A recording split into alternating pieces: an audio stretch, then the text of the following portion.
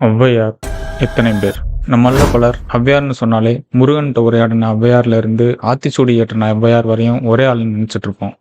அதான் இல்ல. சங்ககாலம் தொட்டு 6 முதல் 8 ஔவையார் வரையும் இருக்கலான்னு தமிழ் அறிஞர்கள் சொல்றாங்க. அதுல 4 பேரை நம்ம இந்த காணொளியில பார்ப்போம். முருகன் சுட்ட பழம் வேணுமா சுடாத பழம் வேணுமான்னு கேட்ட புராதன ஔவையார் ஒண்ணு. வள்ளல் அதியமான் தனக்கு கிடைச்ச அரிய நெல்லிக்கனியை கொடுத்த சங்ககால ஔவையார் 2வது. அடுத்ததா கிபி 12ஆம் நூற்றாண்டுல வாழ்ந்து நம்ம இன்னைக்கு படிச்சுக்கிட்டு இருக்க ஆத்திச்சூடி, கொன்றை வேந்தன் போன்ற நூல்களை எழுதிய நீதி நூல் ஔவையார் 3வது.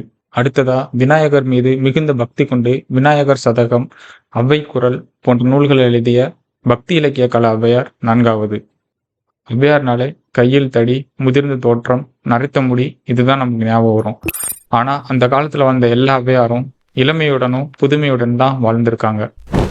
இது போன்ற தமிழ் சார்ந்த காணொளிகளை காண நமது பக்கத்தை பின்தொடருங்க.